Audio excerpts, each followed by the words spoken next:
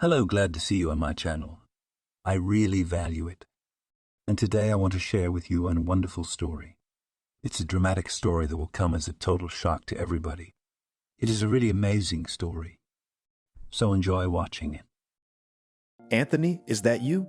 Selena asked when she heard the front door slam. Hi, sweetheart. Yes, I am. Were you expecting someone else? Anthony asked back, coming home from work a little later than usual. I thought maybe Oliver was back. What do you mean? He's not home yet? My husband asked in surprise. No, he's probably out somewhere. It was strange. He didn't usually stay out this late. School was over a long time ago. Where could he be? Most likely, he has a girlfriend. With a mysterious smile on his face, replied his wife. Why do you suddenly jump to such conclusions? I was coming home a couple days ago and saw him leaving the flower store with a beautiful bouquet. Considering the fact that he didn't bring it home, I dare to assume that he gave the flowers to some girl, Selena answered, explaining her conclusions. That's odd. Why doesn't he tell us about it? Oliver's a big boy. It's to be expected that he might have a private life that we don't know anything about. I don't like it. He used to have no secrets from me, replied the husband, who felt that his son should share everything that was going on in his life with him. Oh, there you go again.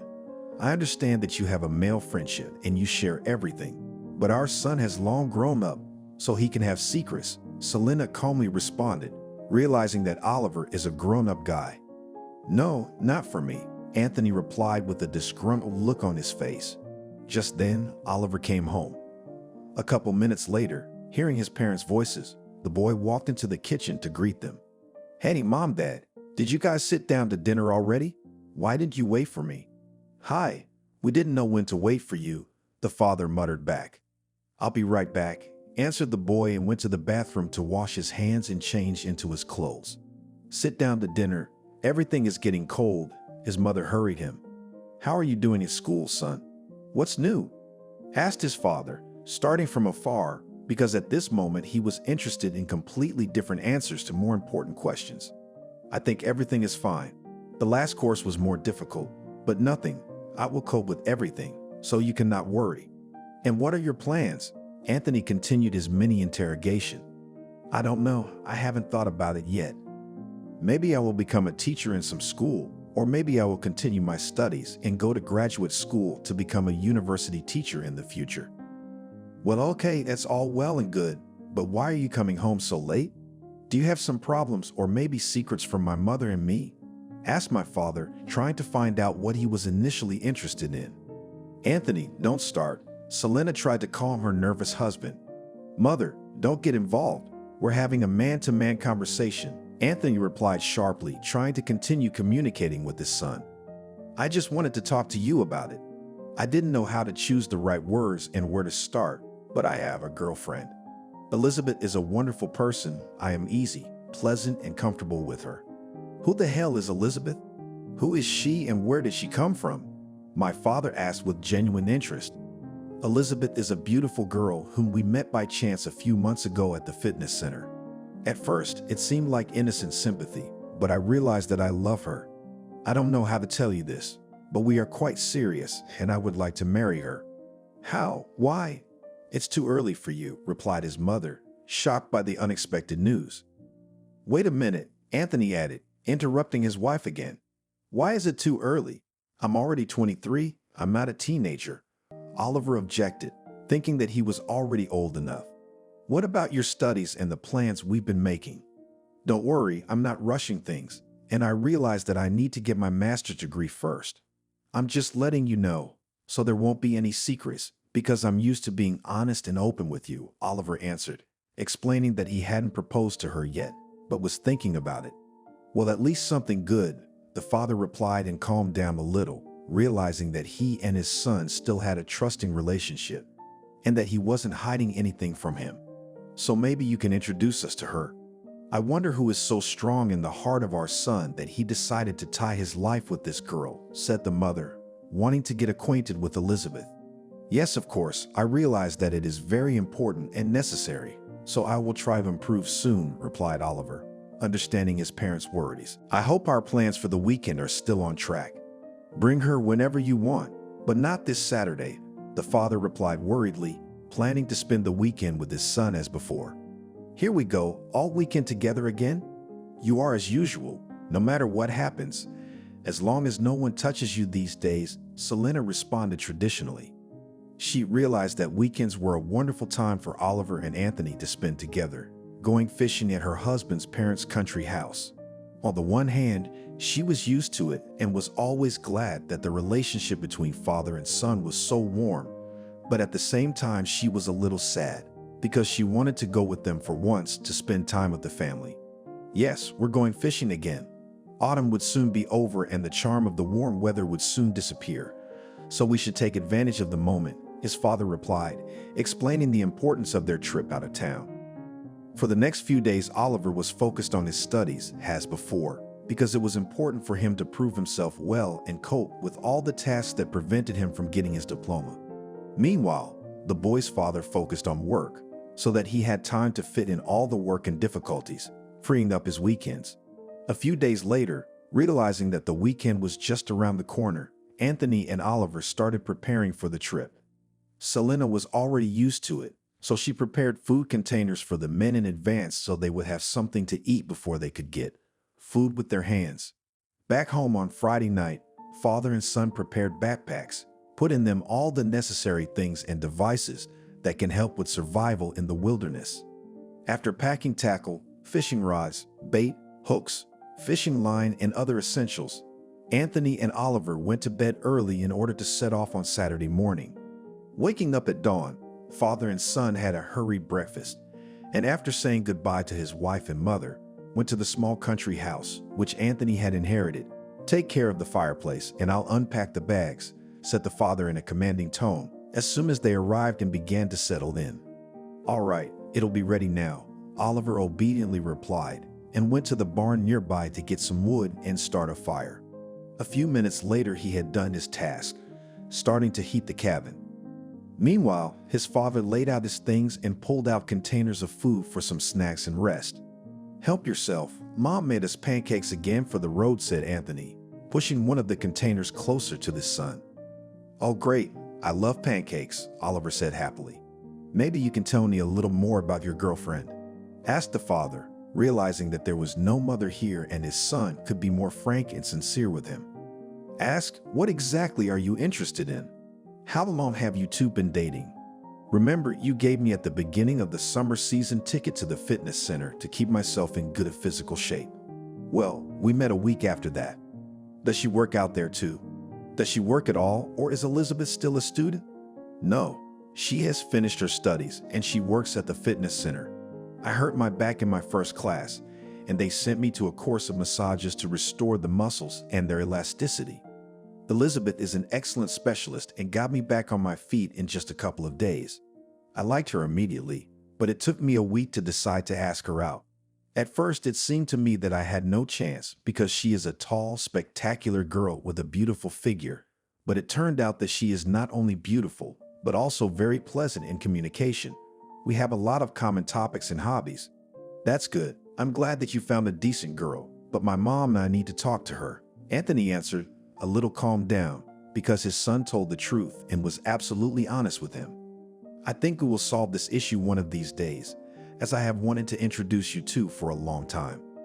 This is not a simple sympathy or a fleeting relationship.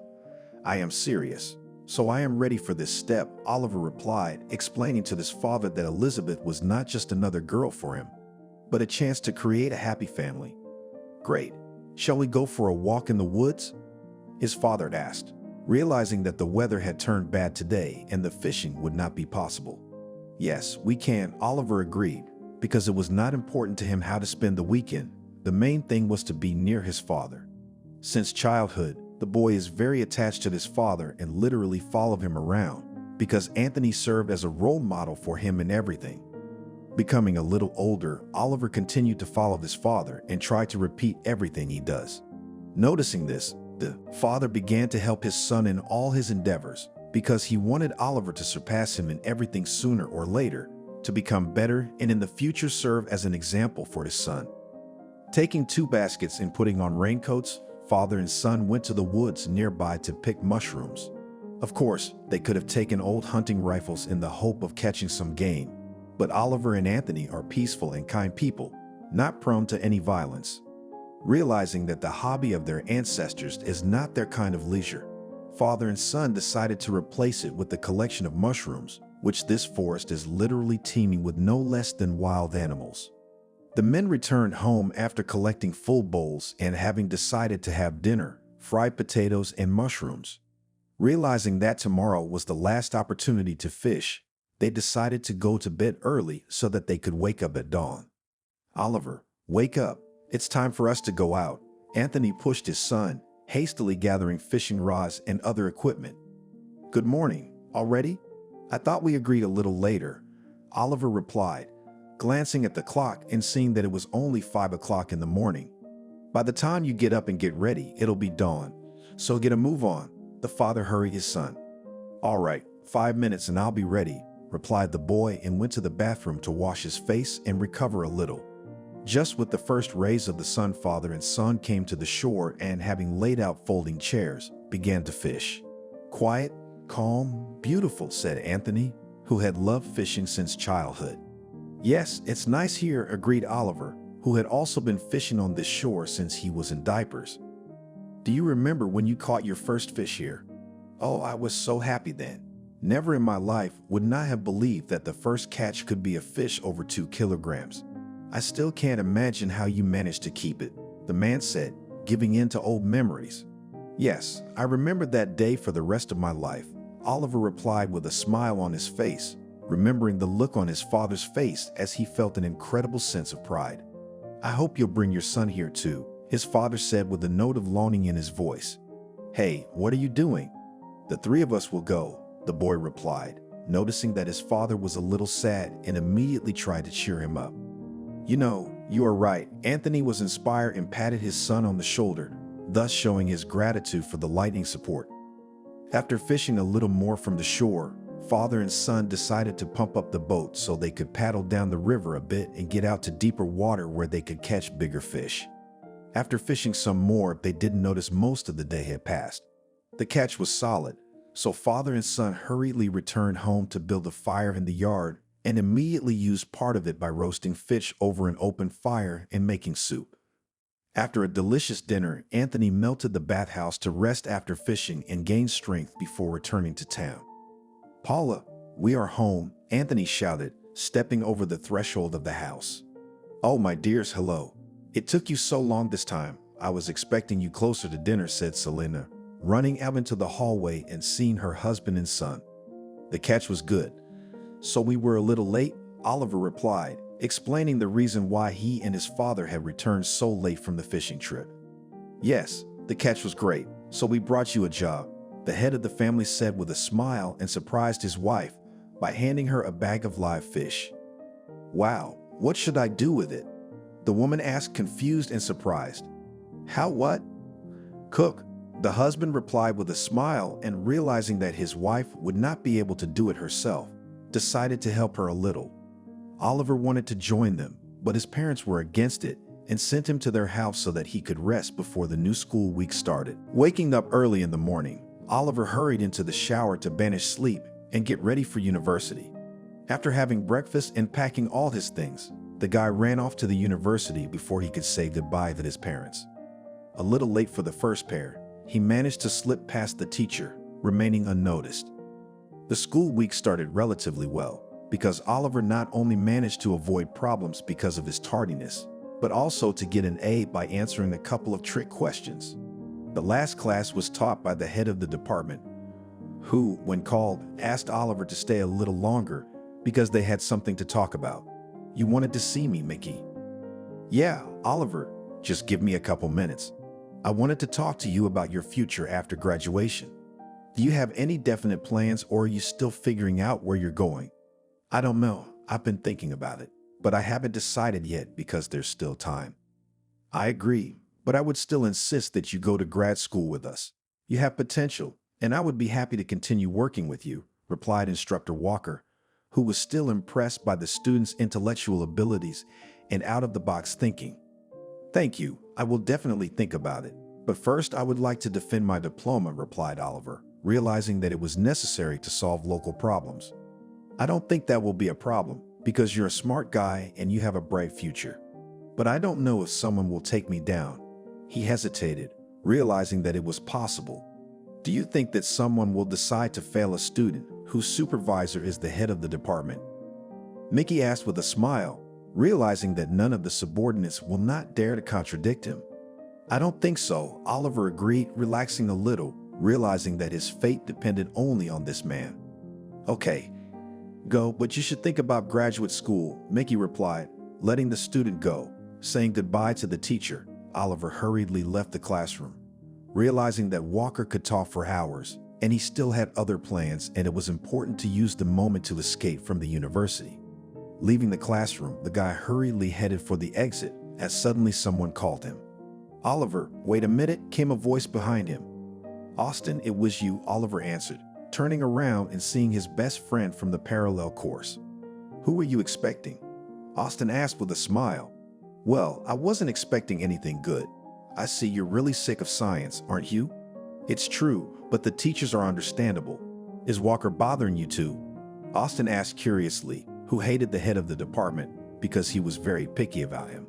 Yes, he advised me to go to graduate school, but I'm not sure if I need it yet. Take it. You'll be chasing students like us. That's why I doubt it, replied Oliver, who realized that he was too kind to punish bad students who couldn't listen to him or learn the subject he was teaching. Okay, let's not talk about sad things. Let's go to a cafe and have a bite to eat and talk about girls, Austin said, suggesting to his friend to sit in a cafe nearby. No, I'm sorry. I still have to go to Elizabeth's. Oliver politely declined, realizing that he had to hurry to his date with his girlfriend. I forgot that we were building love, Oliver replied with a chuckle. Oh, come on. Give me a break. Okay, I get it. Good luck to you, Austin said, realizing that Oliver was head over heels in love with this girl. Hastily leaving the university, the guy headed to the fitness center with the hope that he could meet and see the girl after work. On the way, he bought a modest bouquet of flowers. Oliver came to Elizabeth at work. Heading to the massage room, Oliver only managed to kiss the locked door and went in search of his beloved. After searching almost the entire fitness center, he never met her, as he suddenly heard the girl's voice coming from the shower room. A few minutes later, she came out, meeting the guy at the door. Hi, I've been looking all over for you, Oliver said, kissing the girl on the cheek. Hi, sorry, I thought I'd freshen up a bit since I'm so tired. I didn't think you'd be here so early. I wanted to surprise you. By the way, these are for you, the guy replied, giving the girl flowers. Oh, thank you. Did you just come by or do you want to get a massage? I was actually thinking of walking you home. Oliver, that's not realistic. I have a few more sessions. I'll be out at least 7:00 p.m., if not later. I thought we could walk or sit somewhere and talk, he said disappointedly. Well, I can't take you home, but it's easy to sit in a cafe. I have my next session in an hour, so we can go down to the first floor. There's a nice espresso there. That's something. Should I wait for you here or downstairs? Oliver asked, realizing that the girl needed to change. You can order, and I'll be there in a few minutes, the girl answered, and sending the guy to the first floor of the business center, hurried to the locker room for the staff of the fitness center. A couple of minutes later, she also went down to the cafe and, noticing Oliver at one of the tables nearby, went over to him to keep him company and have a hot coffee. I wish I could walk you home. I have to be home tonight. Don't worry, I'm used to working late, so it's fine. How are you doing at university? Elizabeth asked, sincerely worried about her boyfriend's studies.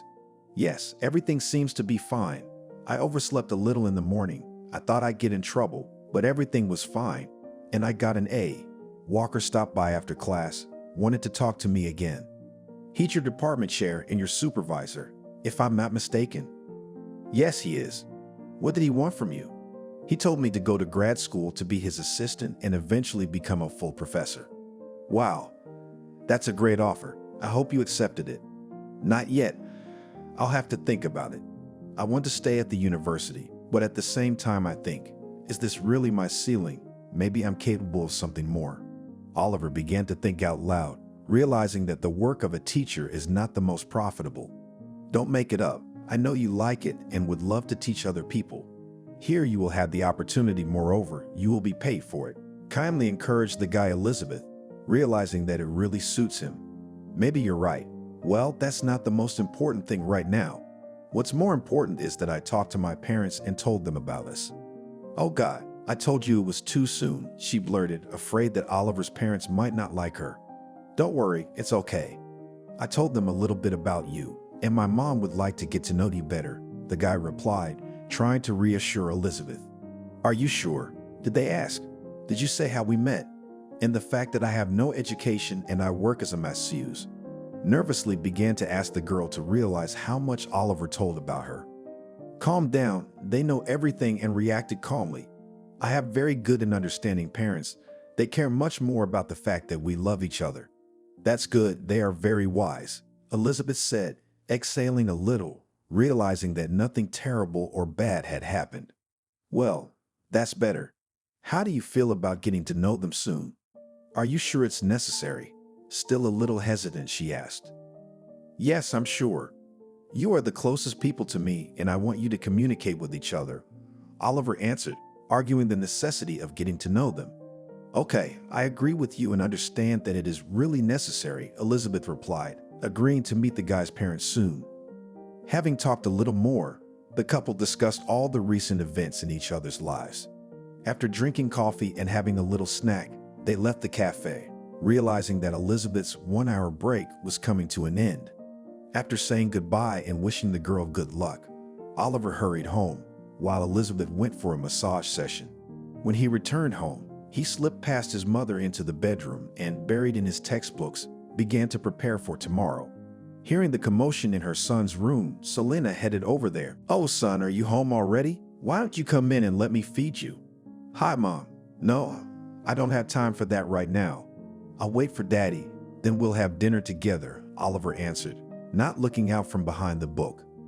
Okay, how are things going at school? Have you seen Elizabeth or not? Mom asked curiously. Everything's fine at the university. Yes, we have seen each other. Moreover, I told her that you would like to meet her. And how does she react to that? Elizabeth agrees, so I'll find the right moment and introduce you. Why find the right time? It's my father's birthday on Sunday, so that's an excuse to get to know him. Well, yeah, it's my dad's anniversary. It's perfect. He won't mind, right? I'll talk to him, so he won't. Selena reassured her son, realizing that her husband would listen to her. Good.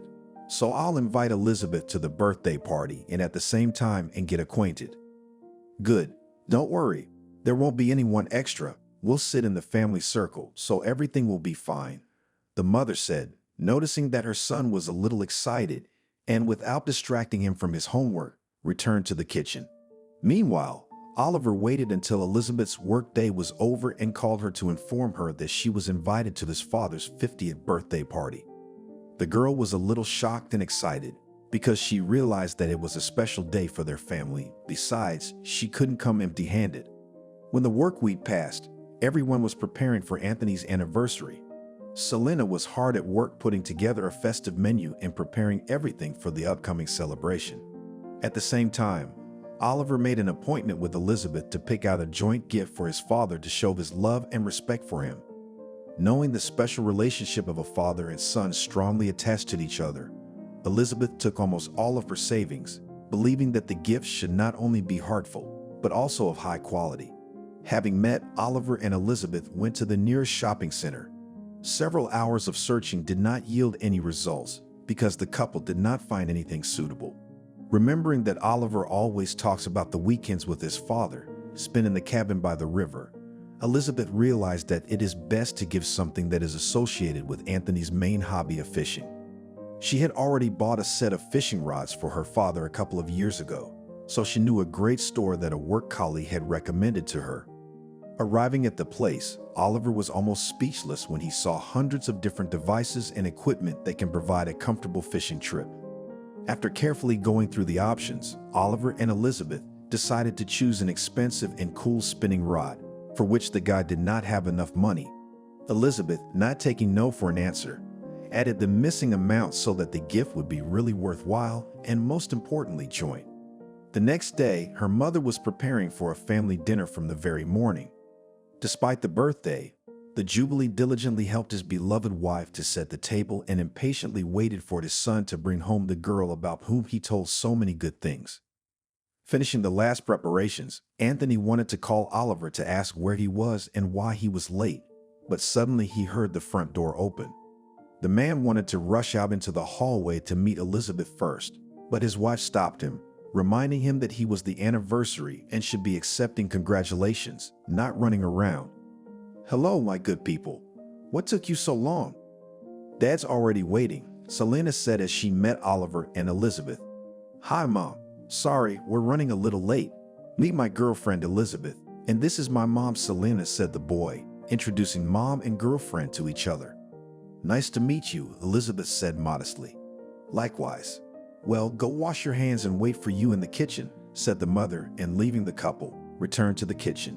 A few minutes later, Oliver and Elizabeth also came into the kitchen to wish the head of the Blossom family a happy birthday and give him a present. "Hello, nice to meet you," Elizabeth said as she greeted Anthony. "Hello, Elizabeth. It's nice to meet you. My name is Anthony, but you can just call me Dad." "It's too early," my wife intervened. "It's fine. Let him get used to it," Anthony answered his wife with a smile.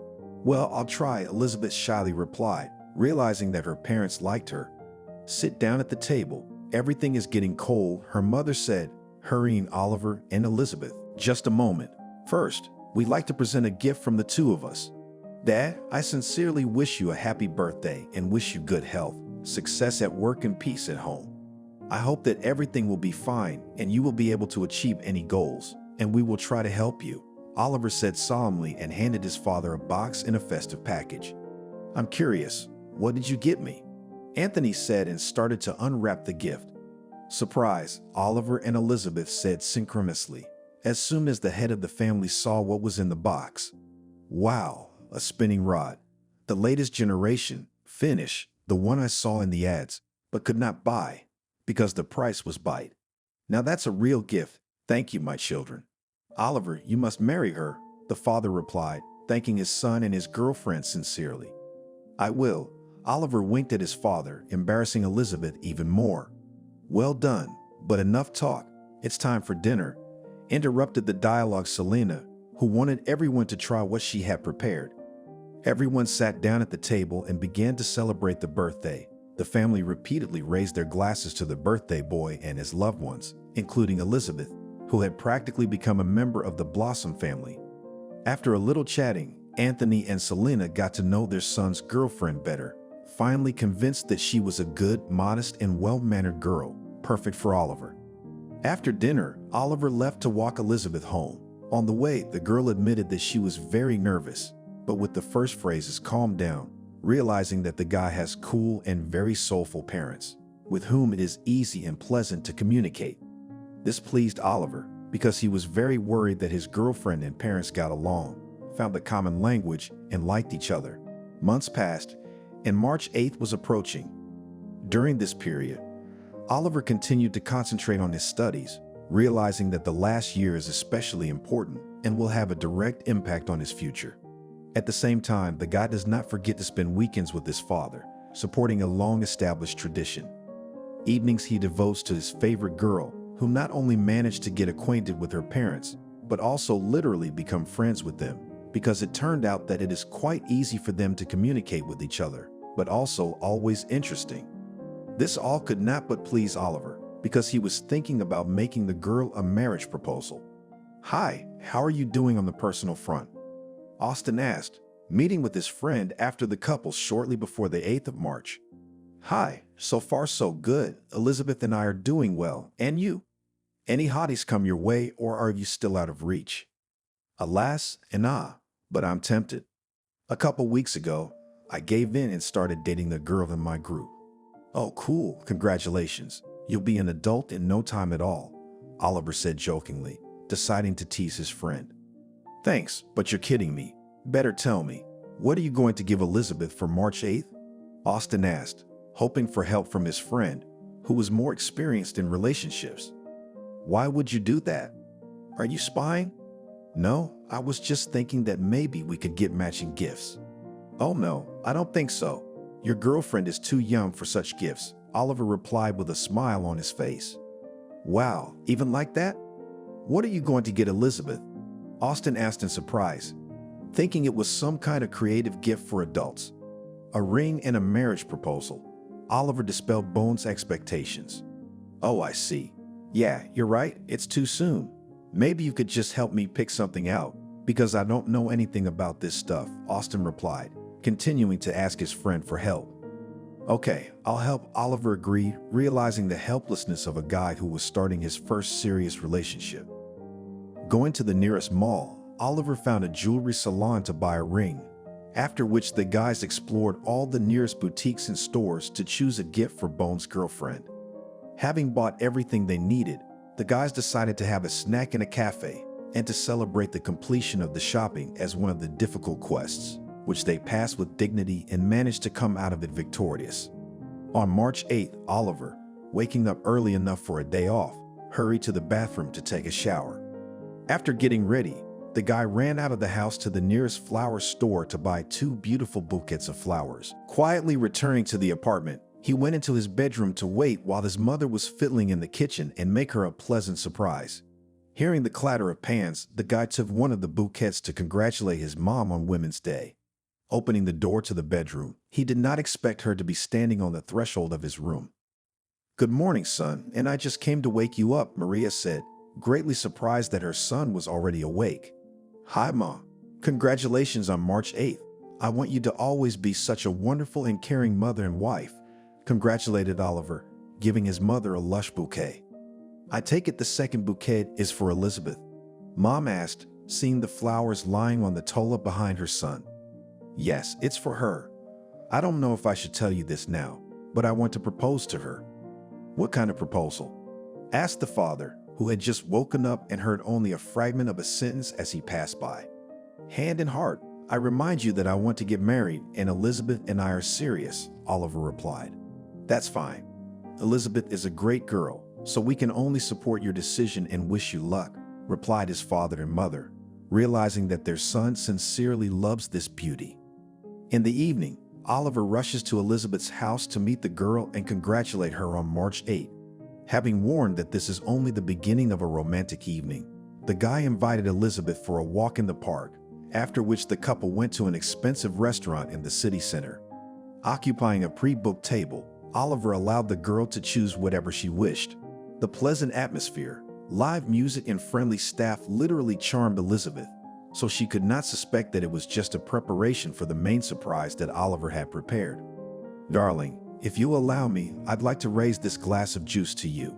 We met less than a year ago, but in that time I have realized that you are the kindest, brightest, and most beautiful person. I am truly happy that by some ridiculous coincidence I managed to draw your attention to me. I don't know how you could have fallen in love with me, but I am grateful to the higher powers that this is the case. I appreciate every moment spent with you, and I don't want to part with you even for a second. That's why I prepared a special gift for you, which should change a lot of things," Oliver said and handed the box to the girl. "I agree," Elizabeth said happily, opening the red velvet box and seeing the gold ring in it. Rejoicing at this event, the guy and the girl continued their dinner in the restaurant, celebrating the upcoming wedding. Seeing Elizabeth home, Oliver decided to clarify a few details to understand how they would plan their near future. "I hope you've already decided how soon you want to marry me. Is there any particular date you want to be my wife? If you don't mind, I'd like to wait until summer. I will have a vacation, and you will just finish university," said Elizabeth, suggesting to postpone this happy day a little. "Excellent idea. Fully supporting your wise and balanced decision," agreed with her Oliver, who himself did not want to get married before he gets a diploma. Several months passed. During this time, the couple not only decide on a date, but also focus on small problems to solve them before the marriage. Oliver successfully defended and received his diploma, and Elizabeth, working hard, was able not only to save up money for the wedding, but also to approach the long-awaited vacation.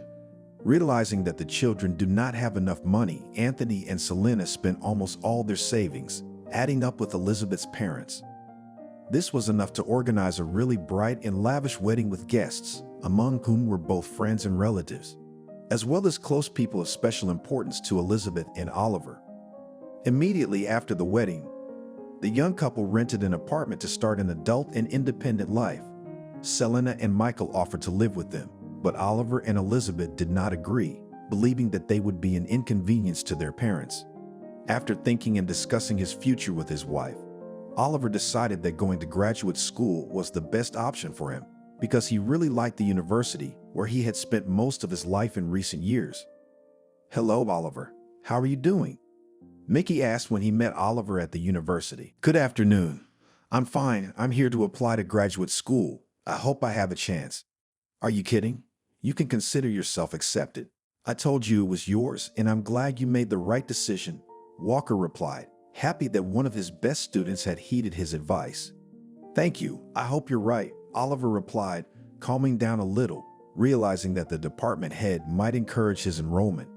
"Don't worry, everything will be fine. Congratulations on your admission," the professor replied and shook Oliver's hand. "Thank you very much," happily replied the boy, realizing that the matter was solved. After talking to his favorite teacher and the head of the department, Oliver calmed down, realizing that everything would work out with his job exactly as he wanted. He hurried home and went to the store to buy a cake to celebrate the occasion. Upon returning home, Oliver went to the kitchen to not only hide the cake, but also to prepare everything for the festive dinner. Soon Elizabeth, who had been working at the fitness center all day, came home as well. "Hello, my dear. Sit down. I've already prepared everything," said Oliver, pleasantly surprising the young wife. "Wow, did you do it all yourself?" Elizabeth asked in surprise, not believing that her husband was able to cook something. "Yes, of course I did. I have good news for you." "What is it?" the woman asked with genuine interest. "I applied to graduate school today and met with Walker. He said that the issue will be resolved in a positive way, so you can consider that I was admitted and very soon I will start teaching," Oliver said happily about everything that had happened today. "I have good news for you too," Elizabeth replied with a mysterious smile and showed a positive pregnancy test. "Is that what I think it is?" "Really?" Oliver asked in disbelief. "Yes, we're going to have a baby soon," the woman replied, confirming her husband's uncertain assumptions. "Yay, I am the happiest man in the world," shouted the man, and hugging his beloved tightly, began to kiss her. "Hush, hush, hush, you will strangle her," said Elizabeth, trying to calm her husband, who could not sit in one place. "I'm sorry, I'm just very happy. We should definitely tell my parents about this." "Your parents already know?" "Yeah, I talked to my mom on the phone today." "Great, so now we have to tell my parents too." "I agree," Elizabeth replied, realizing how important it was to her husband. Grabbing the phone, Oliver ran into the other room to call his father and invite his parents over for dinner. Without telling them the reason, Oliver created intrigue for his father and mother by simply letting them know that there would be a good reason to be happy. The next night, Selena and Anthony arrived at their son's house to have dinner with the family and to find out what good news Oliver was talking about. "Hi. Come into the kitchen. It's almost ready," Oliver said, greeting his father and mother. "Hello. One more minute. I'm finishing up," Elizabeth said, meeting her in-laws at the doorstep of the kitchen. "Hello, Elizabeth. Take your time. We're in no hurry," Anthony answered her, calming her daughter-in-law, who was running around the kitchen like an eagle. A couple minutes later, Elizabeth set the table and the Blossom family sat down to dinner. "So what's the news you told your father on the phone?" his mother asked, deciding to get to the important stuff. "I got into grad school, or rather, I applied, but Mickey said that the matter was settled because he needed a good assistant and teacher," Oliver answered, telling her about his success. "Well done. Congratulations. I did not doubt you for a minute," the father replied, congratulating his son. "But that's not all. We have more good news for you," Oliver added, taking his wife's hand. "Yes, we also wanted to tell you that in the near future you will become grandparents," Elizabeth added, telling him that she was pregnant. "Is it true, son?" Not believing the happiness, asked his mother. "Yes, it is true. Elizabeth is pregnant and soon will have a child," confirmed the words of his wife Oliver.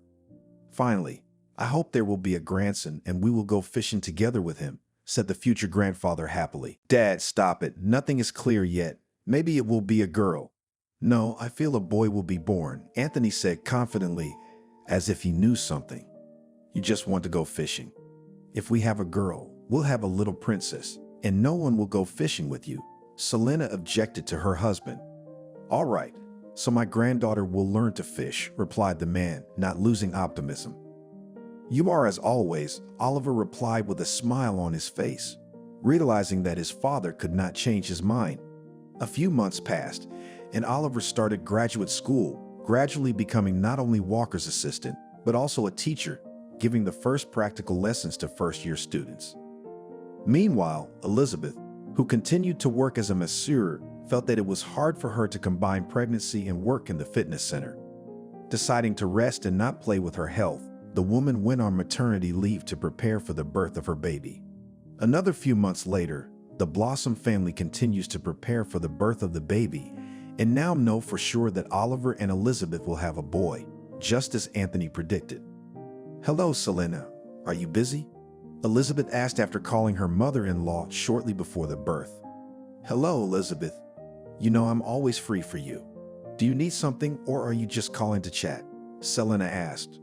I'd like to go shopping to buy everything I need for the baby, but it's hard for me alone, and I don't want to carry the bags myself.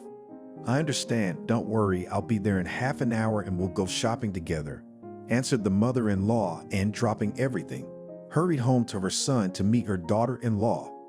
After drinking tea and talking a little, Elizabeth and Selena went to a shopping center nearby. Finding the baby world section, they bought the baby not only toys, onesies and hats, but also other essentials for a newborn. At some point, Elizabeth felt sick, and grabbing her stomach, the woman sat down on a nearby ottoman. What is it? Are you not well? Nervous mother-in-law. Yes, I feel bad, Elizabeth replied, barely restraining herself from screaming because of the unpleasant pain tearing her from the inside. I'll be right there. Just be patient, Selena said, and realizing that Elizabeth was practically in labor, she called an ambulance. Going to the hospital, the mother-in-law escorted her daughter-in-law, realizing that she could not be left alone.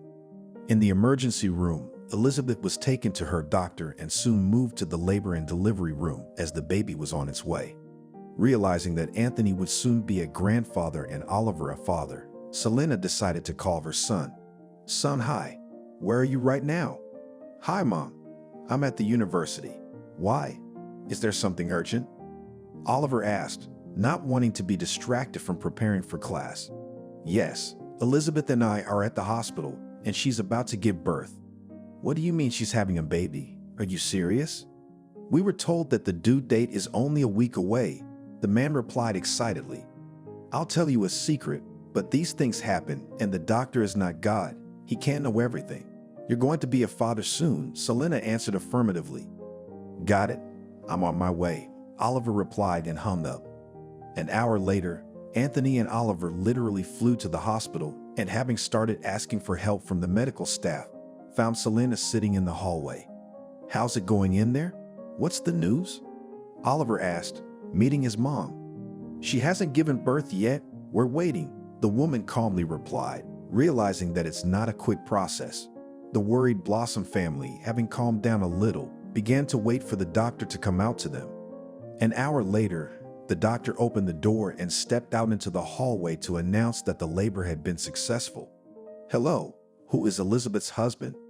Me, that's me, replied Oliver nervously. Congratulations, father, your son has been born, replied the doctor, announcing the happy news. Yay!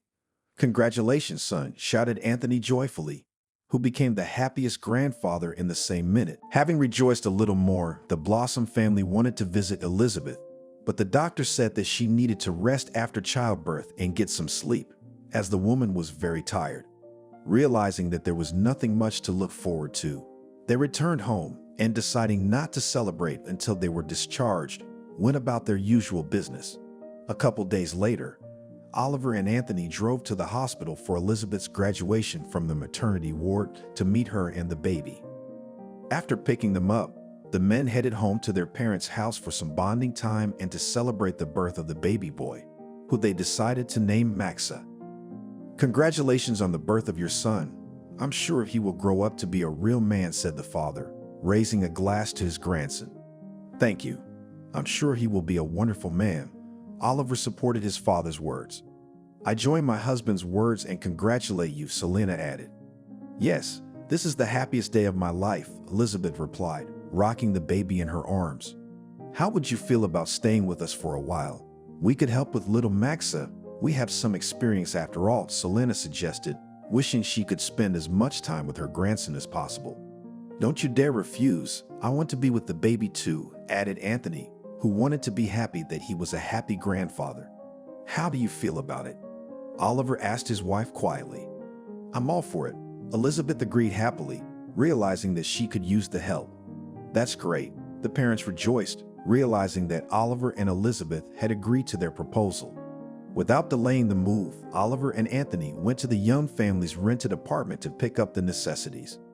In the evening, the young couple discussed the move once again, believing that it was the right decision because the parents would take over some of the responsibilities and they would have some free time.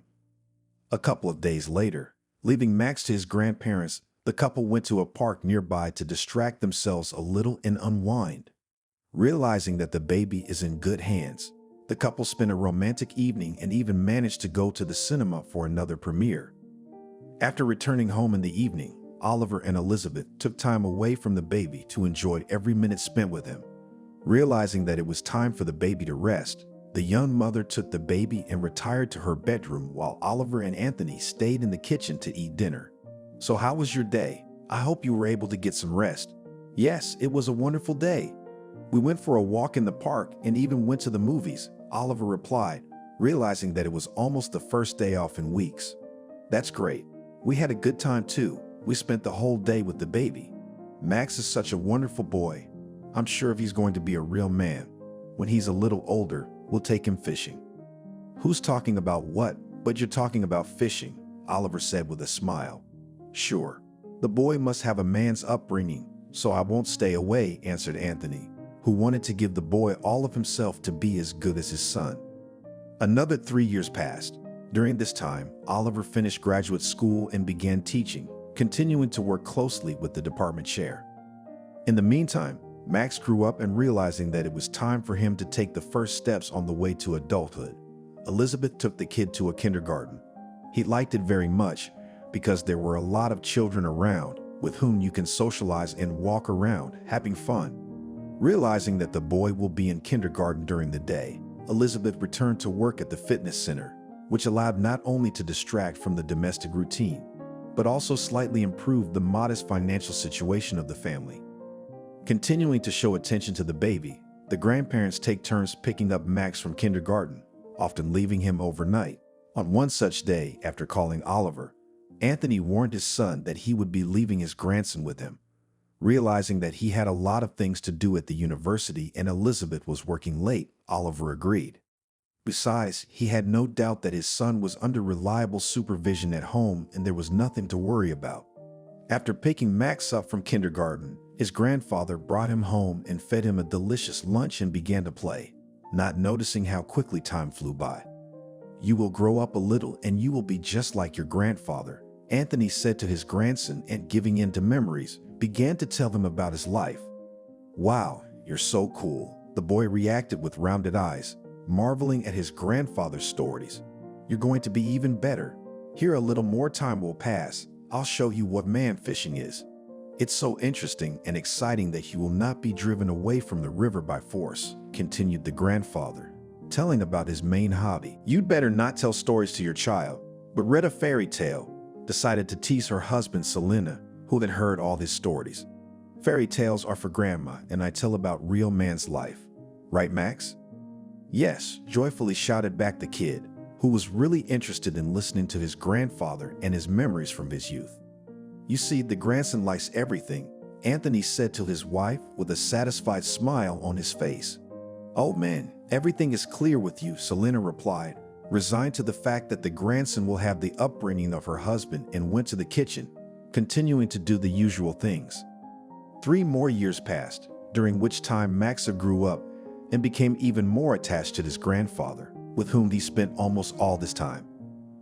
Meanwhile, Oliver continued to strengthen his position and status at the university, having established himself as a good and responsible teacher, able to help and rescue in a difficult moment.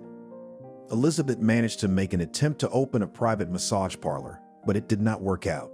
After losing her job, she spent several months looking for any position and eventually returned as a masseuse in her native fitness center, admitting that this is the best option of all existing. "Hey son, how are you?" Anthony asked, calling Oliver. "Hey, I'm fine, I guess. I'm on my way home from work, and what are you doing there?" "What do old people do?" "Just sitting around watching TV. My mom and I talked and wanted to ask you, how do you feel about spending New Year's Eve together in a country house?" "It's a nice idea, but it's not clean," Oliver replied, realizing that all these years they'd only used the house as a temporary weekend retreat for fishing and a place to spend the summer. "Yes, it is." "Well, let's go a couple days early to get cleaned up and settled in. The women will create a cozy atmosphere and set the table, and we'll chop wood, do all the chores, and maybe we'll have time to go fishing. What do you think?" Anthony asked with interest, hoping that his son would agree. "I'm not against it in principle, but I need to consult with my wife. Let me come home, talk to Elizabeth, and I'll call you back in a couple of hours, okay?" "Yes," agreed. The man answered and hung up, hoping that Oliver and Elizabeth would be able to work things out. Meanwhile, Oliver arrived home, realizing that his wife had left for daycare to pick up Maxit and he had some time to shower and rest. Hearing voices in the hallway, he came out of the bedroom and met his wife and son. Determined not to delay the conversation, Oliver told of his father's proposal, and Elizabeth, not thinking long, agreed. Rejoicing at her wisdom and positive response, Oliver immediately called his father back, informing him that his plan was on track and they could go to the country house in a week. On the eve of the holiday, the Blossom family gathered at Anthony and Selena's house. Going to the country house, they make a stop near the supermarket to buy everything they need. Upon arrival, the women clean up and prepare dinner, while Oliver deals with firewood and stokes the stove to make the house warm and cozy. Determined not to waste the opportunity, Anthony reaches into the pantry and pulls out some fishing rods to get everything ready for fishing. "Wow, Grandpa, what is this?" Max asked with interest and curiosity, seeing the fishing equipment for the first time. "This is a fishing rod. With its help you catch fish." "Do you want me to show you how to do it?" Anthony asked, seeing the genuine interest in his grandson's eyes. "Yes, of course," with a smile replied Max, who was ready for anything, just to spend as much time as possible near his favorite grandfather. "Great. So tomorrow you will have your first fishing trip, and we will all go to the river together," happily replied the grandfather, realizing that his grandson is ripe and ready for fishing. "He's still small. It's winter outside. Where will you take him?" Selena tried to object. "Don't get involved. We meant no better, right, grandson?" replied her husband, looking at his grandson. "Yes," replied Maxa and grabbed one of the fishing rods. "Calm down, it's okay. What else are grandfathers for? You know I'll always come to your and Max's aid," Anthony replied with a smile on his face. "Yes, I know," replied the son, pulling his father even tighter against him. After calming his son down, Anthony retired to his bedroom to change into dry clothes as well. A couple minutes later, he returned to the living room and sat down on the couch beside his grandson to cuddle and warm the boy. In the evening, the family gathered around the table for a hearty dinner and a toast to Anthony, who did not hesitate to jump in the water and save his grandson, showing himself to be not only a real man, but also a hero who was not afraid of the difficulties and dangers that beckoned him. "Once again, thank you very much. If not for you, it could have been a real disaster," Elizabeth said, thanking Anthony once again. "Yes, Dad, thank you. I'm sorry I wasn't paying attention. I promise it won't happen again," Oliver added, feeling guilty for what had happened. "Stop it. If it were me, everyone would do the same thing. Because Max is the dearest person in our family," Anthony replied. Warming up by the fireplace, the boy ran up to his grandfather and sat in his arms to hug and personally thank his savior. "I wanted to come to you so badly, and then the ice cracked and I was scared. Thank you," said the boy and gave his grandfather a big hug. "You're welcome, grandson. I will always be by your side," replied the grandfather and hugged the boy back. Being very hungry, Maxa saw an apple pie not far from him and, pulling it close to him, began to devour it. The family stopped for a moment and watched the boy with interest, realizing that he had a wonderful appetite and all the worst was over. A few hours later, the Blossom family welcomed the new year, wishing each other to pass with ease the trials that fate had prepared for them. 6 months later, Max graduates from kindergarten and Selena, showing concern, takes over the preparation of her grandson for school. Oliver is constantly missing at the university with his scientific works and students, and Elizabeth continues to work in the fitness center, so they only welcome the decision of the grandmother, who volunteered to help her grandson. While Oliver and Elizabeth are at work, the woman wakes up her grandson and, after feeding the boy, asks him to bring a notebook to study numbers and simple math operations. A few minutes later, Selena heard someone coming. Waking up early in the morning, Oliver and Anthony ate breakfast and then began to put away the things they would need for the fishing trip. Realizing that it was too early and not worth waking the baby, they asked Selena to bring Max as soon as he was ready to join them and headed for the riverbank. Arriving at the location, father and son decided to make arrangements ahead of time. After setting up a makeshift clearing and laying out their belongings, they began fishing to brag about their first catch before Grandma brought her grandson over. Meanwhile, Elizabeth and Celine, after waking the baby, fed him and dressed him warmly so that the child would not catch a cold. Realizing that the boy was ready, the grandmother took him to the riverbank to his father and grandfather, asking them to be attentive and watch the boy's every move. Finding himself on the bank of the river, the boy was discouraged because he used to come here only in summer and did not know that it was so beautiful here, where there was a sea of snow around. Interested in looking around, Max happily began to flounder in the snow. Noticing that the boy liked it, his father and grandson joined him and even played snowballs to relax a little before continuing fishing. Having had enough, Grandpa decided to return to this hobby and, taking his drill, went to the frozen river to make a hole and try to catch bigger fish. "Dad, can I come with you?" Oliver asked, deciding to keep Anthony company. "No, you shouldn't. You and Max stay on the shore and I can manage on my own. You better build a fire here so we can warm ourselves and boil water to make tea." "All right, I'll do it," Oliver answered, and asking his son to play nearby, he went to work on the wood while Max ran around him, paying attention to every detail and action of his father with genuine interest. At some point, Oliver, hearing the phone ringing in his pocket, was distracted by a conversation with Mickey about the freshman exams. Meanwhile, little Maxa ran to his grandfather to see what he had caught.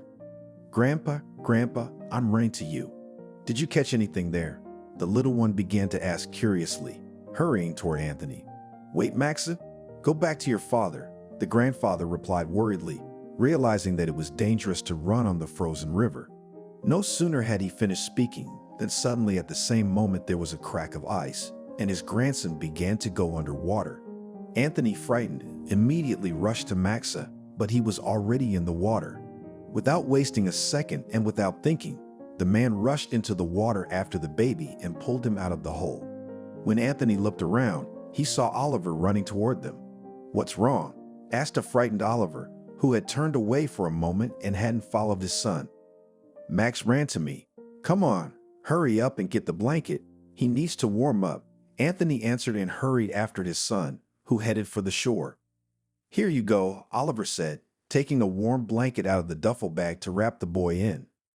After wrapping his grandson, the grandfather immediately ran home with his grandson to change him into dry clothes. Oliver, quickly gathering his things, ran after his father. "Bring warm clothes." Max fell into the water and got wet, shouted Anthony, running into the house. "How did it happen? What's the matter with him?" asked the frightened Elizabeth anxiously. "There is no time to explain. Hurry up and get your clothes," replied the man and started to take off all the clothes from his grandson so that he wouldn't catch cold. "Here, take this," said Selena, bringing warm clothes for her grandson. After changing Max's clothes, Anthony laid the boy on the couch closer to the fireplace to keep him warm. A couple minutes later, Oliver came running into the house. When he saw the boy warming himself by the fireplace, he calmed down a little and sat down on a chair nearby. "How old is he? Is he all right?" he asked. "Yes, he's fine. He hasn't had time to shiver," said Selena, tending to her grandson. "Dad, how are you feeling?" "You need to get changed too," Oliver said, turning to his father. "What's the matter with me? I'm an experienced fisherman and I've been through all sorts of things in my life. The main thing is that Max doesn't get cold," answered Anthony, who was afraid for his grandson. "Thank you. You saved our son." Oliver replied and hugged his father, realizing that if not for him, something terrible could have happened. Boarded for school, the Blossom family decided that they would all go to the first bell. Since the morning Anthony was not well, so he decided to stay home to rest and asked his son to record everything on the video camera. "What do you think, son? Do you like it?" Oliver asked, leading his son to the school. "Yes, it's beautiful here," Max said excitedly, seeing that it was full of children in costumes with flowers. "I'm so worried," shared her emotions Elizabeth, who could not believe that her son is growing so fast. "Calm down, we are taking our son to school, not to the registry office," Oliver joked at his wife. "Stop it. You can see that Elizabeth is already nervous," Selena told her son, remembering how nervous she had been for Oliver. After the first bell rang, the children and their loved ones were invited into the classroom, as there were a few things to settle with their parents before school started. "You guys should probably go without me and I'll run home," Selena said, realizing that her husband wasn't feeling well and was home all alone. "Is something wrong?" Elizabeth asked. "I'm worried about Andrew, so I'm sorry, but I have to go home." "Okay, we understand," Elizabeth replied, getting in her mother-in-law's way. While Oliver and Elizabeth went with their son to his classroom, Selena hurried home to be near her spouse. Opening the door to the apartment, the woman called out to her husband, but he didn't respond. Entering the living room, she saw that Anthony was not well at all and was very frightened. Grabbing the phone, Selena called for an ambulance. The man tried to dissuade his wife, but he had no strength at all, and she did not want to listen to him. Upon arrival at the hospital, Selena rushed to the head doctor to talk to him and find out what was wrong with her husband. "Hello, Harvey. Do you have a few minutes?" Selena asked, meeting a doctor she had known for years. "Good afternoon. Is there an emergency? I'm late for a meeting." "Yes, my husband was brought to you by ambulance." "What's wrong with him?" A doctor who not only knew Selena, but Anthony as well. "I don't know, he is constantly weak, he refuses to eat, and today I came home early and when I saw his condition, I immediately called an ambulance." "I got it. Don't be nervous, I'm sure everything will be fine. I'll arrange for your husband to be put in a private room and also to be admitted for tests. They'll do an examination later and we'll be able to make a diagnosis." "Calm down, Anthony is in good hands," said Dr. Kravtsov, trying to calm Selena, who could hardly hold back her tears. "Okay, thank you very much," the woman replied, realizing that the doctor's words could be trusted. After talking to the doctor, Selena went back to her husband to help him get settled in the room. Hurriedly returning home, the woman packed up the essentials and headed back to the hospital to give them to her husband. After lunch, Selena returned home and after waiting for Oliver and Elizabeth told them what had happened. A couple days later, the grandmother decided to take her grandson to school. On her way home, she went to the hospital to check on her husband, but suddenly she met the head doctor in the corridor. "Good morning, Selena. Are you here to see your husband?" he asked. "Hello. Yes. How is he feeling?" the woman asked. "Anthony's a little better, but his tests are back, so I can't tell you anything. Can we go into my office to talk?" "Yes, of course," Selena replied and followed the doctor.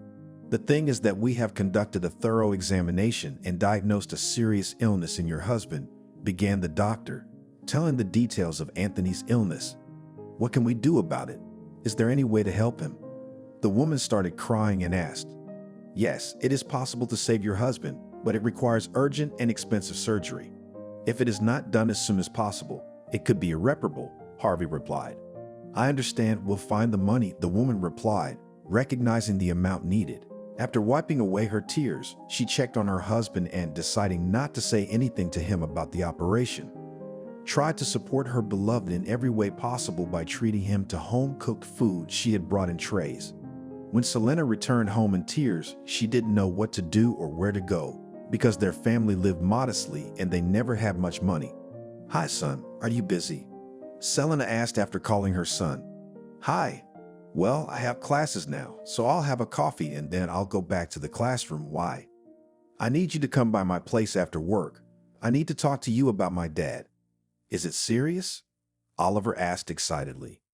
"Yes, but it's better not to talk about it over the phone," the woman replied and started crying again. "Mom, don't cry, calm down. I'm sure everything will be fine." As soon as I'm free, I'll be there. Okay, son, Selena replied and hung up the phone. A few hours later, Oliver arrived at her house and learned that his father's health had deteriorated and he needed surgery. When he heard the amount, Oliver was shocked, as he had never seen such money before, but he reassured his mother and promised that he could find the money. Back at home, the man waited for his wife from work and told her about everything that had happened during the day. Elizabeth would be ready to give everything, but she has nothing, so she is unable to help. Determined not to be discouraged, Oliver promised himself that he would do anything to find the money and save his father. Unable to think of anything better to do, Oliver decides to talk to his friend and waits until morning to call Austin. "Hi, am I interrupting?" Oliver asks, having reached his friend since the morning. "Hi, no, I just woke up a little while ago." Judging by the time of the call, is it urgent? Austin asked, realizing that Oliver had never called at this hour before. To be honest, yes. Could we meet today to talk? It's very important, and it's urgent. Well, if it's really urgent, you can come to my place in an hour. I work from 10 o'clock today, Austin replied, realizing that he had a few hours of free time. Okay, I'll be there soon, Oliver answered, and hanging up the phone, he started to hurriedly pack.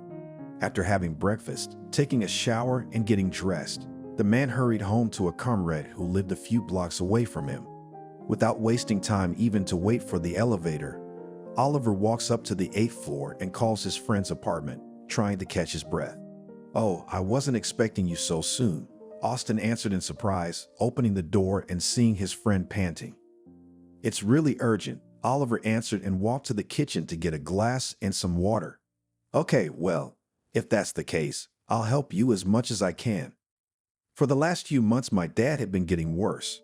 My mom's been asking him to go to the hospital and get some tests, but you know him.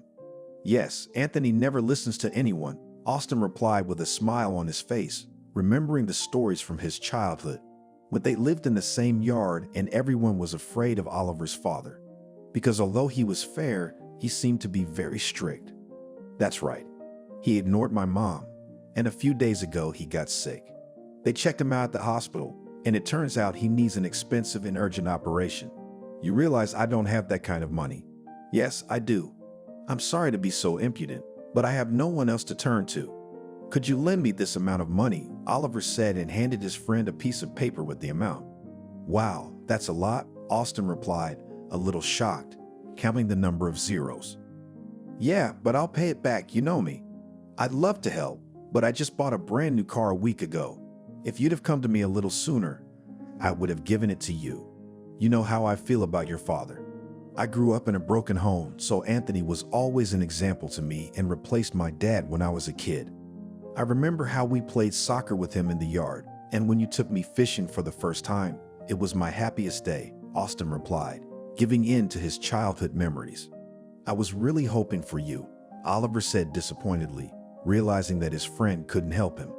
I'm sorry, I didn't know this would happen. Austin apologized, who had spent all his savings on a brand new car. Okay, I'm sorry for taking up your time. I have to run, replied Oliver, realizing that the search for money must continue and every minute is worth its weight in gold. Okay, I understand.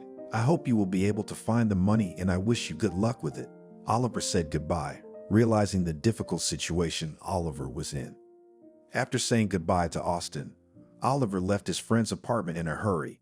When he got outside, he was a little confused because he didn't know where to go next. He took a few minutes to think, sitting on a bench outside his friend's apartment. Realizing that no one among his acquaintances did not have even a small part of such a sum, Oliver decided to go to the bank to take a loan. Remembering about the branch near his house, the man went there.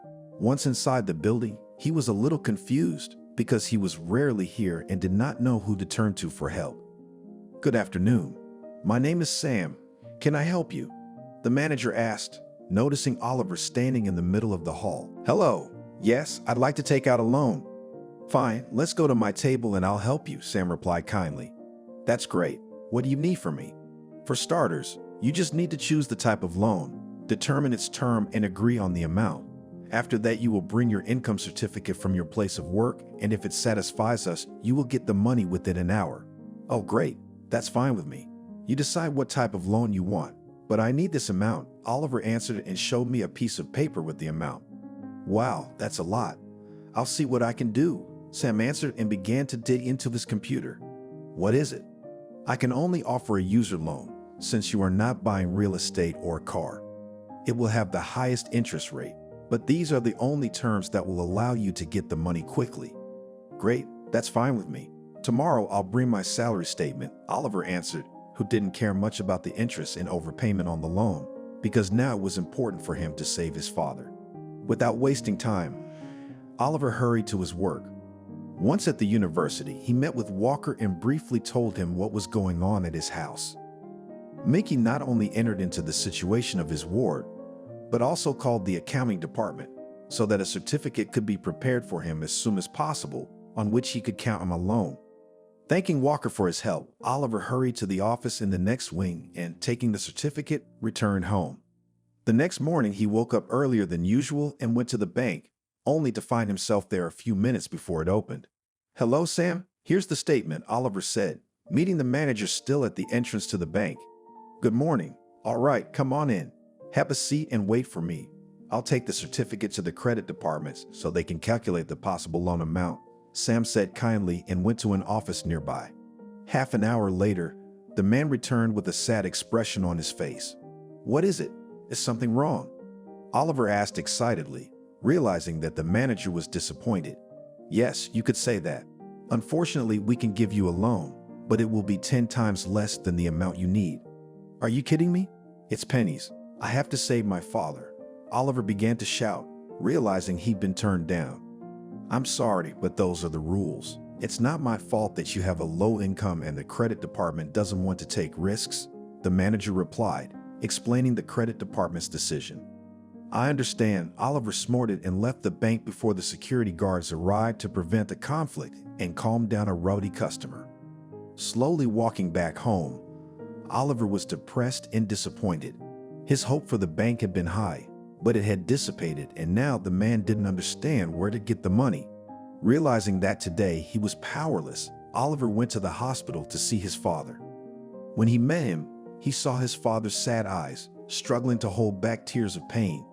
Being near him, Oliver tried to support him in every possible way, saying that he would always be shoulder to shoulder with his father and that they had a bright future ahead of them. At some moments, Oliver could not believe it, but he could not cry in front of his father because it was not sweet for him.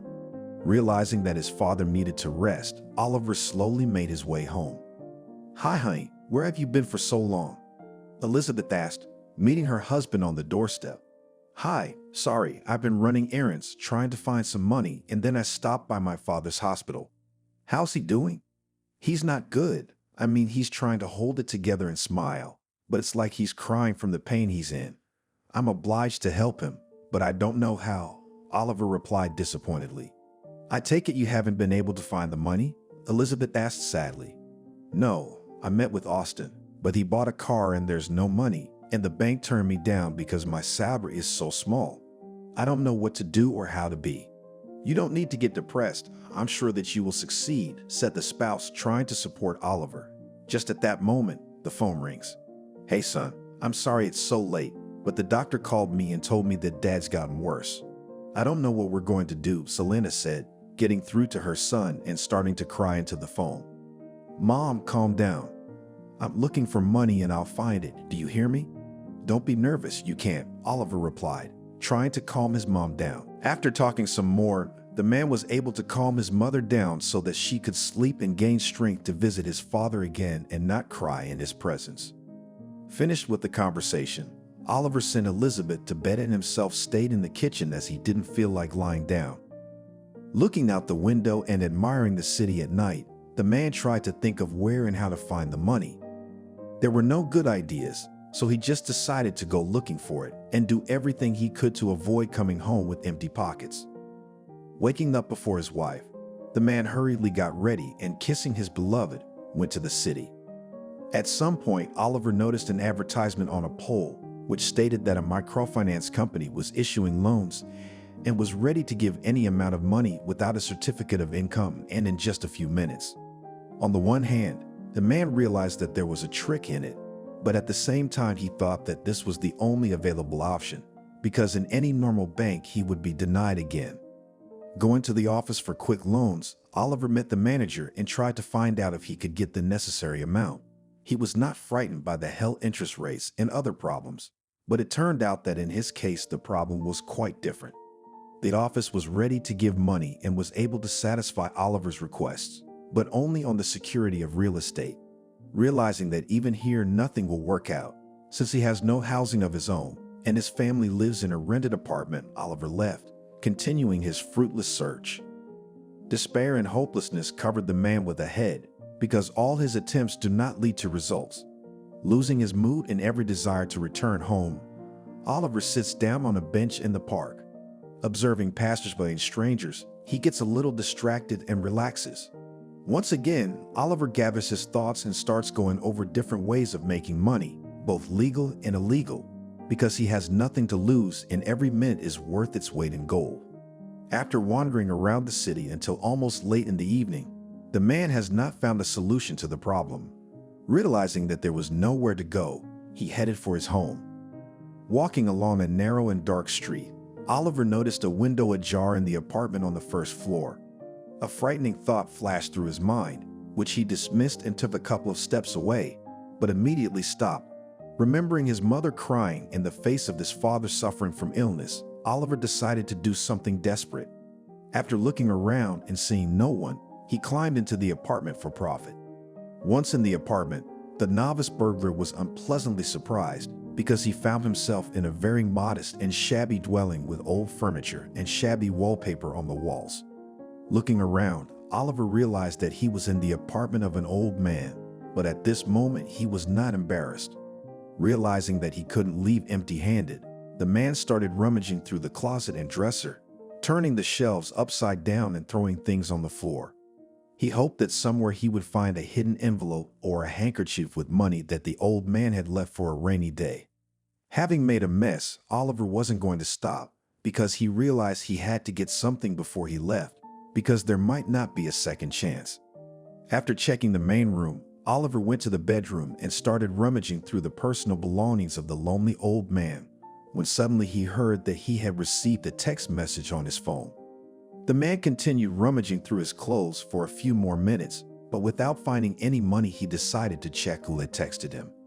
Taking out his phone, he saw that it was a message from his spouse, who didn't dare call to let him know what she had written in the text. "Beloved, I'm so sorry, but your father passed away a few minutes ago. I'm sorry I can't tell you this in person. The lump in my throat and tears in my eyes prevent me from doing so." After reading it, a broken and shocked Oliver sat down on the edge of the bed, crying. The man realized that he was too late and all his attempts had failed. He had the opportunity and the time to save his father, but he hadn't done enough, too little to help him. Taking this to heart, Oliver couldn't hold back the tears and felt defenseless for the first time in a long time.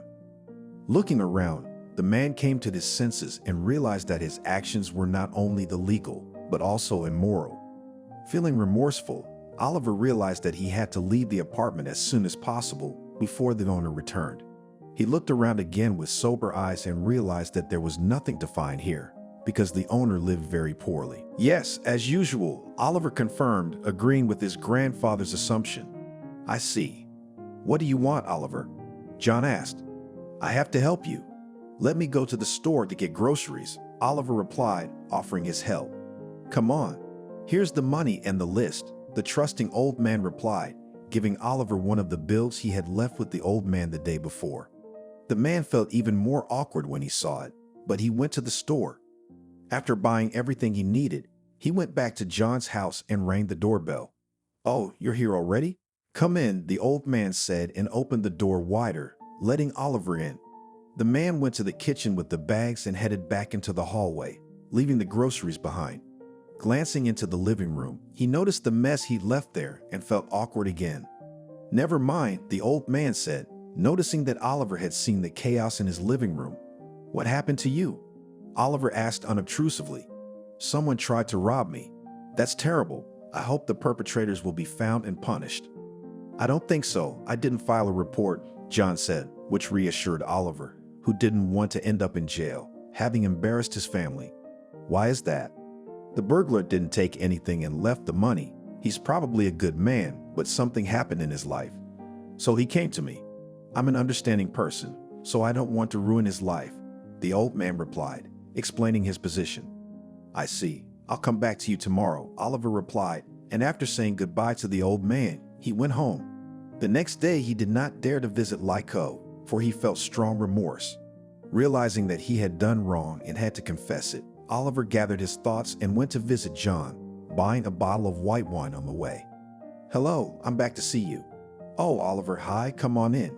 It's nice of social services to think of me again. I have to tell you, I don't work for social services.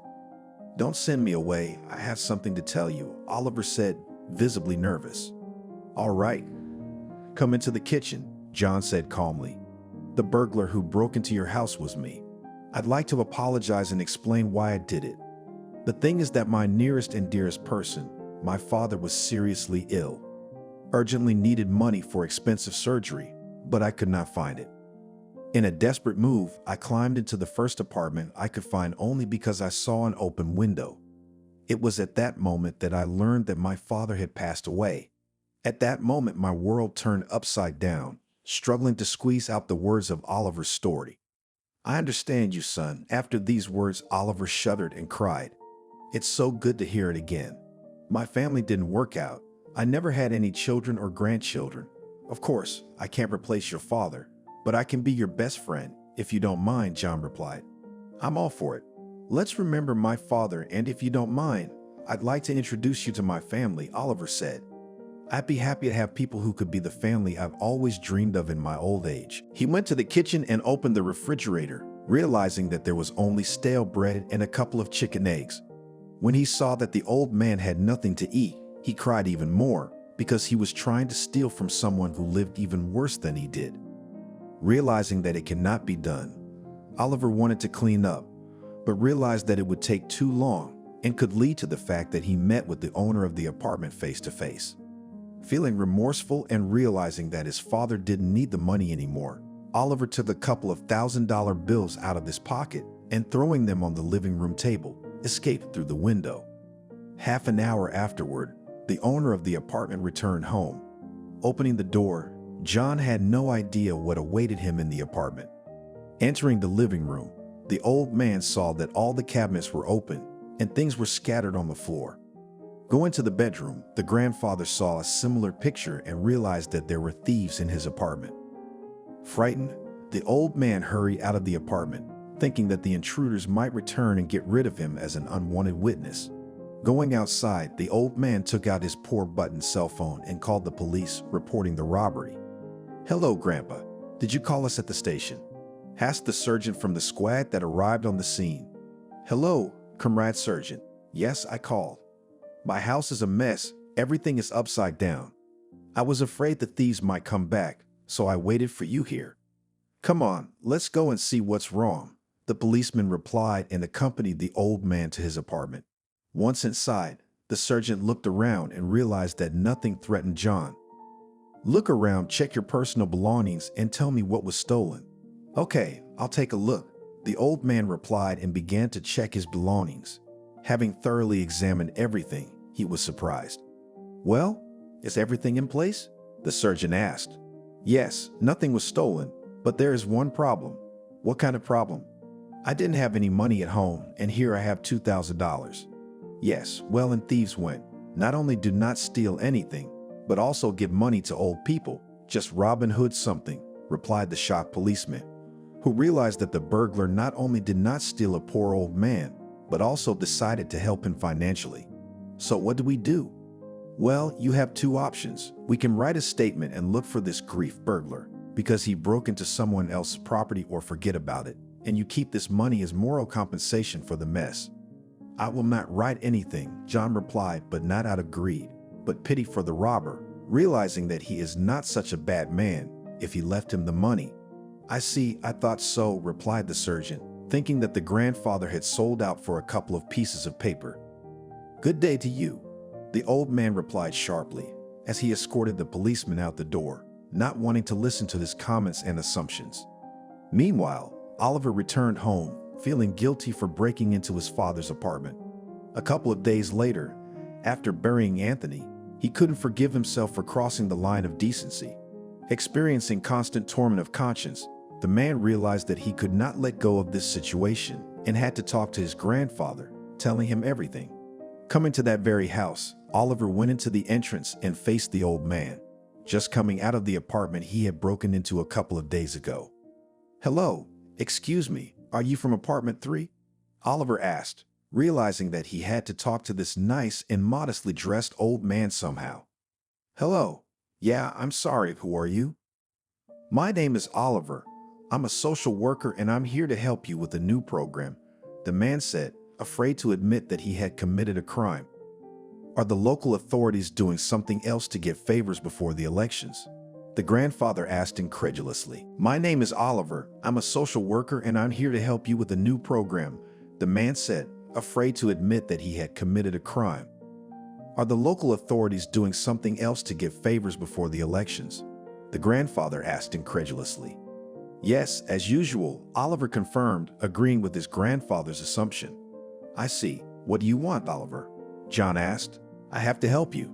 "Let me go to the store to get groceries," Oliver replied, offering his help.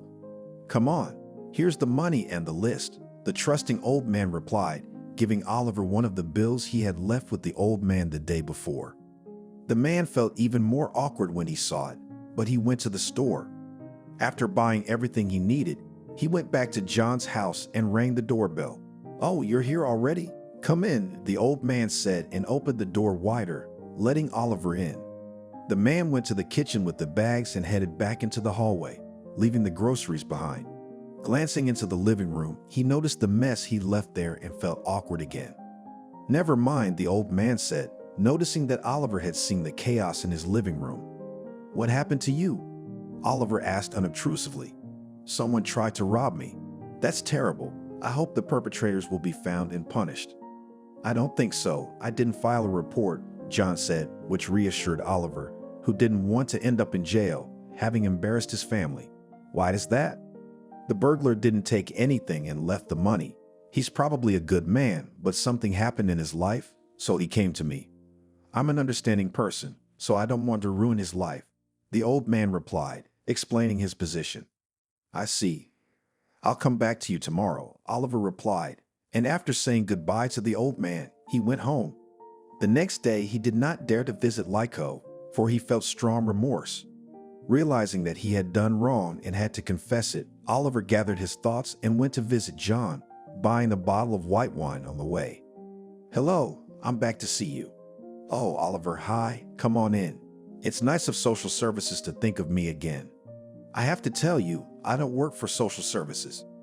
"Don't send me away. I have something to tell you," Oliver said, visibly nervous. "All right, come into the kitchen," John said calmly. "The burglar who broke into your house was me. I'd like to apologize and explain why I did it. The thing is that my nearest and dearest person, my father, was seriously ill. Urgently needed money for expensive surgery, but I could not find it. In a desperate move, I climbed into the first apartment I could find only because I saw an open window. It was at that moment that I learned that my father had passed away. At that moment, my world turned upside down, struggling to squeeze out the words of Oliver's story. "I understand you, son." After these words, Oliver shuddered and cried. "It's so good to hear it again. My family didn't work out. I never had any children or grandchildren. Of course, I can't replace your father, but I can be your best friend, if you don't mind," John replied. "I'm all for it. Let's remember my father, and if you don't mind, I'd like to introduce you to my family," Oliver said. "I'd be happy to have people who could be the family I've always dreamed of in my old age." He went to the kitchen and opened the refrigerator, realizing that there was only stale bread and a couple of chicken eggs. When he saw that the old man had nothing to eat, he cried even more because he was trying to steal from someone who lived even worse than he did. Realizing that it cannot be done, Oliver wanted to clean up, but realized that it would take too long and could lead to the fact that he met with the owner of the apartment face to face. Feeling remorseful and realizing that his father didn't need the money anymore, Oliver took a couple of $1,000 bills out of his pocket and, throwing them on the living room table, escaped through the window. Half an hour afterward, The owner of the apartment returned home. Opening the door, John had no idea what awaited him in the apartment. Entering the living room, the old man saw that all the cabinets were open and things were scattered on the floor.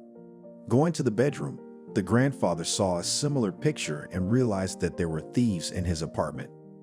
Frightened, the old man hurried out of the apartment, thinking that the intruders might return and get rid of him as an unwanted witness. Going outside, the old man took out his poor button cell phone and called the police, reporting the robbery. "Hello, Grandpa. Did you call us at the station?" asked the sergeant from the squad that arrived on the scene. "Hello, Comrade Sergeant. Yes, I called. My house is a mess. Everything is upside down. I was afraid the thieves might come back, so I waited for you here." "Come on, let's go and see what's wrong," the policeman replied and accompanied the old man to his apartment. Once inside, the sergeant looked around and realized that nothing threatened John. "Look around, check your personal belongings, and tell me what was stolen." "Okay, I'll take a look," the old man replied and began to check his belongings. Having thoroughly examined everything, he was surprised. "Well, is everything in place?" the sergeant asked. "Yes, nothing was stolen, but there is one problem." "What kind of problem?" "I didn't have any money at home, and here I have $2,000. "Yes, well, and thieves went.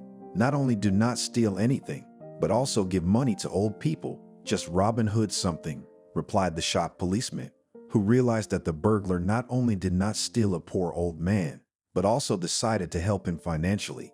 "So what did we do?" "Well, you have two options. We can write a statement and look for this grief burglar because he broke into someone else's property, or forget about it, and you keep this money as moral compensation for the mess."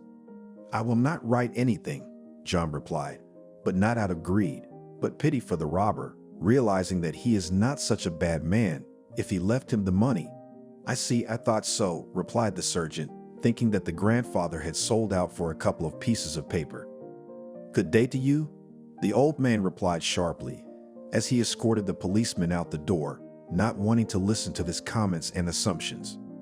Meanwhile, Oliver returned home, feeling guilty for breaking into his father's apartment. A couple of days later, after burying Anthony, he couldn't forgive himself for crossing the line of decency. Experiencing constant torment of conscience, the man realized that he could not let go of this situation and had to talk to his grandfather, telling him everything. Coming to that very house, Oliver went into the entrance and faced the old man, just coming out of the apartment he had broken into a couple of days ago. "Hello, excuse me, are you from apartment 3? Oliver asked, realizing that he had to talk to this nice and modestly dressed old man somehow. "Hello, yeah, I'm sorry, who are you?" "My name is Oliver. I'm a social worker and I'm here to help you with a new program," the man said, afraid to admit that he had committed a crime. "Are the local authorities doing something else to get favors before the elections?" the grandfather asked incredulously. "Yes, as usual," Oliver confirmed, agreeing with his grandfather's assumption. "I see. What do you want, Oliver?" John asked. "I have to help you." "Let me go to the store to get groceries," Oliver replied, offering his help. "Come on. Here's the money and the list," the trusting old man replied, giving Oliver one of the bills he had left with the old man the day before. The man felt even more awkward when he saw it, but he went to the store. After buying everything he needed, he went back to John's house and rang the doorbell. "Oh, you're here already? Come in," the old man said and opened the door wider, letting Oliver in. The man went to the kitchen with the bags and headed back into the hallway, leaving the groceries behind. Glancing into the living room, he noticed the mess he left there and felt awkward again. "Never mind," the old man said, noticing that Oliver had seen the chaos in his living room. "What happened to you?" Oliver asked unobtrusively. "Someone tried to rob me." "That's terrible. I hope the perpetrators will be found and punished." "I don't think so. I didn't file a report," John said, which reassured Oliver, who didn't want to end up in jail, having embarrassed his family. "Why is that?" "The burglar didn't take anything and left the money. He's probably a good man, but something happened in his life, so he came to me. I'm an understanding person, so I don't want to ruin his life," the old man replied, explaining his position. "I see. I'll come back to you tomorrow," Oliver replied, and after saying goodbye to the old man, he went home. The next day, he did not dare to visit Lyko, for he felt strong remorse. Realizing that he had done wrong and had to confess it, Oliver gathered his thoughts and went to visit John, buying a bottle of white wine on the way. "Hello, I'm back to see you." "Oh, Oliver, hi, come on in. It's nice of social services to think of me again." "I have to tell you, I don't work for social services." "Don't send me away. I have something to tell you," Oliver said, visibly nervous. "All right. Come into the kitchen," John said calmly. "The burglar who broke into your house was me. I'd like to apologize and explain why I did it. The thing is that my nearest and dearest person, my father, was seriously ill, urgently needed money for expensive surgery, but I could not find it. In a desperate move, I climbed into the first apartment I could find only because I saw an open window. It was at that moment that I learned that my father had passed away. At that moment, my world turned upside down, struggling to squeeze out the words of Oliver's story. I understand you, son." After these words, Oliver shuddered and cried. "It's so good to hear it again. My family didn't work out. I never had any children or grandchildren. Of course, I can't replace your father, but I can be your best friend, if you don't mind," John replied. "I'm all for it. Let's remember my father, and if you don't mind, I'd like to introduce you to my family," Oliver said. "I'd be happy to have people who could be the family I've always dreamed of in my old age."